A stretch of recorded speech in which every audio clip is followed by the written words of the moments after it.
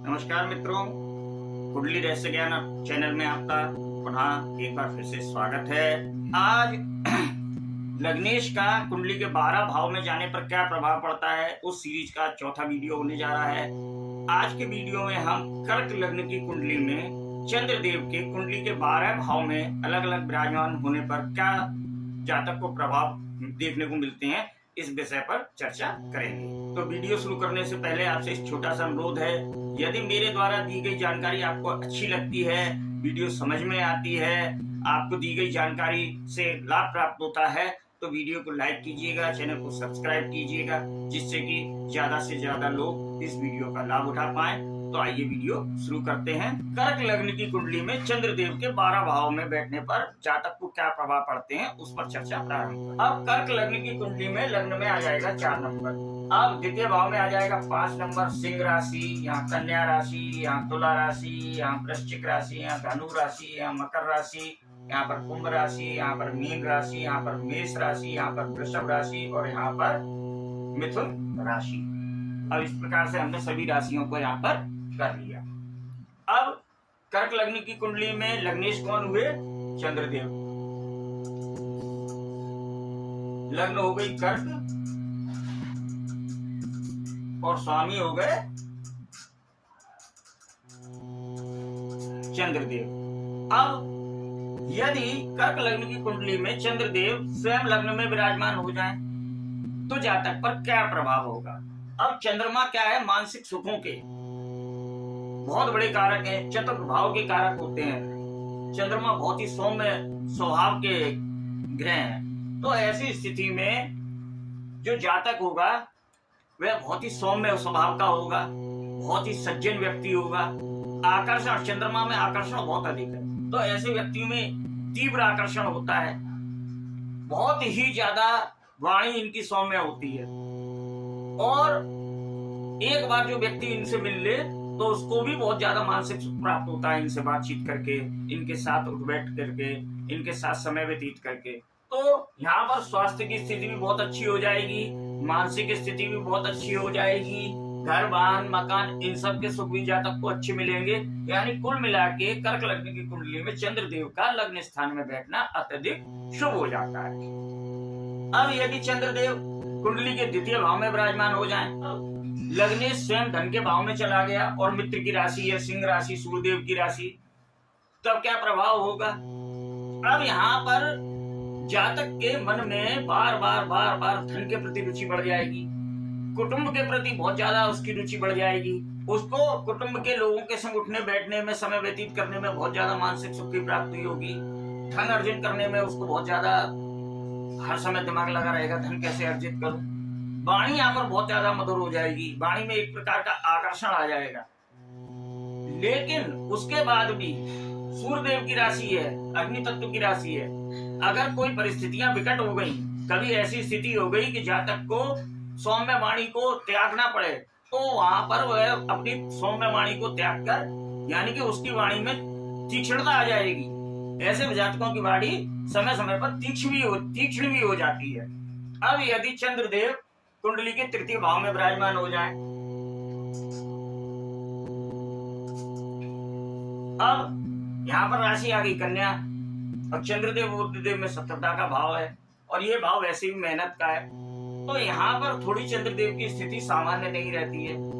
यहाँ पर बार बार शरीर में छोटे छोटे रोग, मेहनत करने जाएगा, कभी सर दर्द होने लगा, कभी मालूम चला कि पेट दर्द होने लगा, कभी कुछ, यानी छोटे छोटे रोग बार बार आ जाएंगे और मेहनत करने से उसको बाधाएं उत्पन्न होने लगेंगी और सामान्य व्यक्ति से ज्यादा मेहनत करनी पड़ जाती है। यहाँ पर सफल होते हैं, सब कुछ बात होगी, लेकिन उनके जीवन में मेहनत का भाव यहाँ पर बढ़ जाता है और एक आम आदमी से ज्यादा मेहनत जो है वह करने पड़ जाती है। थोड़ा सा यहाँ पर ये चतुर्थ से द्वादश भाव में चला गया चंद्रमा, यहाँ का कारक होता है, तो यानी कि इन सुखों में भी थोड़ी सी यहाँ पर कमी देखने को मिल जाती है। अब बात करते हैं कुंडली के चतुर्थ भाव की।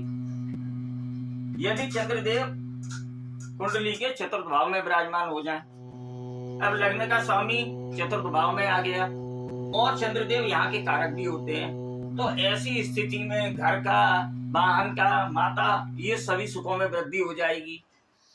उसके मन मस्तिष्क में माता के प्रति बहुत ज्यादा लगाव रहेगा, उसे बहानों से बहुत ज्यादा लगाव रहेगा, उसे अपने घर से बहुत ज्यादा लगाव रहेगा। घर में आने पर उसे एकदम बहुत ही मानसिक संतुष्टि प्राप्त होगी और ऐसे सुख भी जातक बहुत अच्छे प्राप्त करते हैं। यानी अपने जीवन में घर, वाहन, मकान, इन सब का पूर्ण सुख जो है वह जातक को प्रदान होता है और अच्छा सुख प्रदान होता है। यहाँ अब बात करते हैं कुंडली के पंचम भाव की।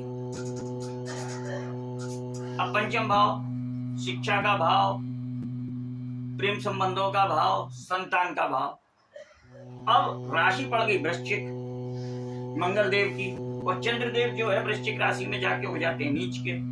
तो ऐसी स्थिति में क्या हो जाता है कि शिक्षा में व्यवधान उत्पन्न हो जाते हैं, संतान से जो है विचारों में मतभेद हो जाते हैं, प्रेम संबंधों में प्रेम संबंध होंगे लेकिन होके आज हुआ कल फिर उसमें जो है व्यवधान उत्पन्न हो गया, उसमें टूटन आ गई, यानी कि लंबे नहीं चल पाएंगे, अवरोध उत्पन्न हो जाएगा उसमें। शिक्षा प्राप्त करेगा लेकिन अवरोध उसमें उत्पन्न होते जाएंगे। तो यहाँ पर चंद्रदेव नीच के हो जाते हैं और संतान प्राप्ति में भी कभी कभी यहाँ पर जो है वह दिक्कत देखने को मिल जाती है। अब बात करते हैं कुंडली के छठे भाव की। अब चंद्रदेव यदि लग्न छठे भाव में विराजमान हो जाएं, रोग, ऋण, शत्रु, सौम्य ग्रह, तो ऐसी स्थिति में क्या होगा, यहाँ पर पेट संबंधित रोग हो जाते हैं और कभी कभी जातक जो है ऐसे निर्णय ले जाता है कि उसको जो है वह लोन ले ले और उसमें विकट स्थिति में फंस जाता है। शत्रुओं से भय बना रहता है जीवन भर। हर समय यहाँ पर जो है मानसिक स्थिति उसकी बहुत ही ज्यादा डिप्रेशन में चला जाता है। छोटा सा रोग हुआ और बहुत ज्यादा वह चिंतन करने लगा, घर का चाहे वो उसे हो जाए या माता को हो जाए। यहाँ पर माता को भी कभी कभी जातक के रोग देखने को मिलते हैं। वाहन के एक्सीडेंट भी, मानव चला वाहन में कभी कोई खराबी हो गई, कभी कोई खराबी हो गई, कभी इधर स्क्रैच आ गया, कभी उधर स्क्रैच आ गया। यानी कि चंद्रदेव की छठे स्थान पर जाने पे कर्क लग्न में स्थिति शुभ नहीं होती है और ऐसी स्थिति में यहाँ पर चंद्रदेव का रत्न भी धारण नहीं करना चाहिए और कुंडली का ढंग से विवेचन करने के बाद ही यहाँ पर चंद्रदेव के उपाय कराने चाहिए या कोई रत्न धारण करना चाहिए। अब यदि चंद्रदेव सप्तम स्थान में विराजमान हो जाए, अब यहाँ पर वही लग्नेश खुद सप्तम भाव में विराजमान हो गए तो यहाँ के सारे गुण तो मिलेंगे, आएंगे, लेकिन यहाँ पर पत्नी भी बहुत सुंदर मिलेगी। जातक की पत्नी में बहुत आकर्षण होगा, उसका भी बहुत ही ज्यादा मानसिक सुख उसे अपनी पत्नी के संग रहेगा। हर समय कोई भी निर्णय लेना होगा तो वह अपनी पत्नी के साथ बैठकर ही निर्णय लेगा, उस पर विचार करके ही निर्णय लेगा।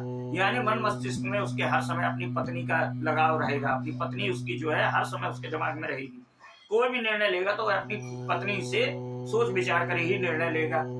और यहाँ पर पत्नी बहुत ही सुंदर मिलेगी, स्वास्थ्य भी उसका अच्छा होगा। कुल मिलाकर यहाँ पर भी स्थितियां बहुत ही अच्छी देखने को जातक को फल प्राप्त होते हैं। अब बात करते हैं कुंडली के अष्टम भाव की। अब यहाँ पर शनिदेव की कुंभ राशि विषदोष शनिदेव के संग बन जाता है और ये संघर्षों का भाव, कष्टों का भाव, दुख का भाव।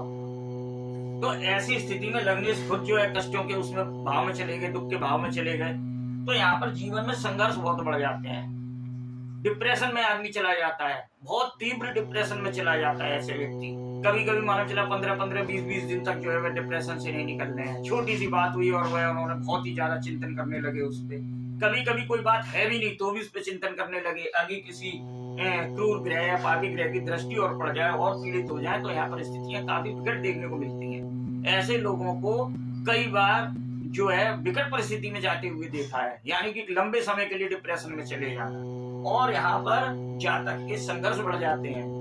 फेफड़ों से संबंधित बीमारी, सांस से संबंधित बीमारी, जल से भय, काफी चीजें यहाँ पर जो है परेशानी वाली उत्पन्न हो जाती हैं यदि कर्क लग्न की कुंडली में चंद्रदेव अष्टम भाव में विराजमान होते हैं।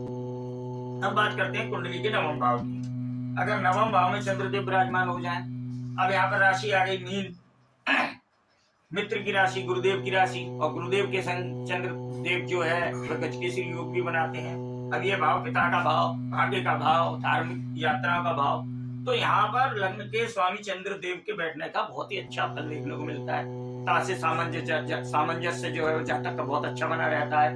बहुत अच्छी अच्छी धार्मिक यात्राएं करता है, बड़ी बड़ी धार्मिक यात्राएं करता है, धर्म पे पैसा खर्च करता है, गुरुओं का सम्मान बहुत करता है, मन मस्तिष्क में गुरुओं के प्रति बहुत अच्छे विचार रहते हैं, उनसे सामंजस्य बहुत अच्छा बना रहता है। और कभी कभी जातक अपने जीवन का काफी समय गुरुओं के सानिध्य में भी जो है वह यहाँ पर व्यतीत करता है। तो कुल मिला के यहाँ पर चंद्रदेव के बैठने पर स्थितियां शुभ हो जाती हैं और जातक को उच्च शिक्षा भी प्राप्त होती देखी गई है। अब बात करते हैं कुंडली के दसम भाव की।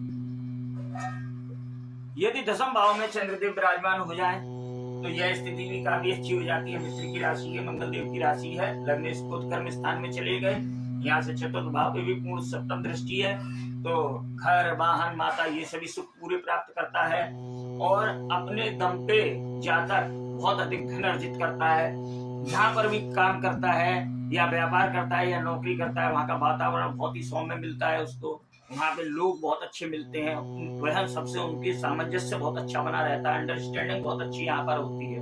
और कुल मिलाकर यहाँ पर भी चंद्रदेव की स्थिति सुफल प्रदान जातक को करती है। अब बात करते हैं एकादश भाव की। अब एकादश भाव बड़े भाई बहनों का भाव, मित्रों का भाव। अब लग्नेश खुद एकादश भाव में विराजमान हो गए तो और यहाँ से सप्तम दृष्टि जो है वह पंचम भाव पे आ रही है। तो ऐसी स्थिति में जीवन में अच्छी इनकम के सोर्स जातक जो है, एक अगर इनकम का सोर्स बंद होगा तो वह तुरंत ही दूसरा इनकम का सोर्स पकड़ लेता है। यानी वह उसकी इनकम में थोड़ा उतार चढ़ाव तो देखने को मिलते हैं, लेकिन वह निरंतर अपनी इनकम को ब्रेक नहीं करेगा, मतलब कि स्टॉप नहीं करेगा, सॉरी ब्रेक नहीं, स्टॉप नहीं होगी उसकी इनकम। वह अगर एक जगह से उसकी इनकम बंद हुई तो वह निश्चित ही कोई दूसरा ऐसा काम पकड़ लेगा, ऐसी नौकरी पकड़ लेगा, ऐसा व्यापार पकड़ लेगा कि वह उसकी इनकम को अच्छा चालू रखेगा। मित्र बहुत ही अच्छे होते हैं, ऐसे लोगों के मित्र बहुत अच्छे होते हैं, भाई बहन का सुख बहुत देखने को मिलता है और उनका सहयोग भी जातक को प्राप्त होता है। लेकिन कभी कभी यहाँ पर स्त्री मित्र जो होते हैं उनसे थोड़ा सा जातक को सोचना चाहिए बचाव करने के लिए, क्योंकि यहाँ पर स्त्री मित्रों से कभी कभी हानि होती देखी गई। अब बात करते हैं कुंडली के द्वादश भाव की। अब वही स्थिति आ गई, लग्नेश खुद जो है खर्च हो रहे हैं, द्वादश भाव में चले गए, सोम में ग्रह हैं, तो यहाँ पर मोक्ष के लिए थोड़ा सा ज्यादा विचार आने लगते हैं मस्तिष्क में। और रोग बहुत देखे गए हैं, यहाँ पर छोटे छोटे रोग शरीर में कुछ ना कुछ बने रहते हैं।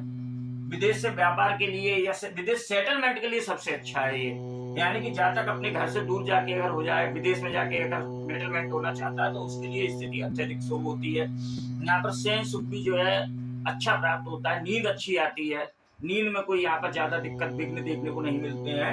अगर चंद्रदेव का कोई क्रूर ग्रह या विशेष परिस्थिति से पीड़ित नहीं है तो यहाँ पर विदेश सेटलमेंट के लिए ये स्थिति बहुत ही अच्छी होती है। खर्चों में वृद्धि बहुत ज्यादा हो जाती है, यहाँ पर ज्यादा खर्च बहुत ज्यादा करता है, तो यहाँ पर भी थोड़ा सा ये है कि यहाँ पर भी कुंडली का विवेचन करके ही कोई भी रत्न धारण करें या चंद्रमा के कोई उपाय करने हैं तो वह निश्चित ही कुंडली विवेचन करा के ही व्यक्ति को करना चाहिए। तो इस प्रकार से आज हमने देखा कि कर्क लग्न की कुंडली में चंद्रमा के 12 भाव में जाने पर जातक पर क्या क्या प्रभाव देखने को मिलते हैं। उम्मीद है मेरे द्वारा दी गई जानकारी आपको समझ में आई होगी। यदि वीडियो अच्छी लगती है, आपको जानकारी समझ में आई तो थोड़ा वीडियो को लाइक कीजिए, चैनल को सब्सक्राइब कीजिए और अपना विशेष ध्यान रखिए। नमस्कार।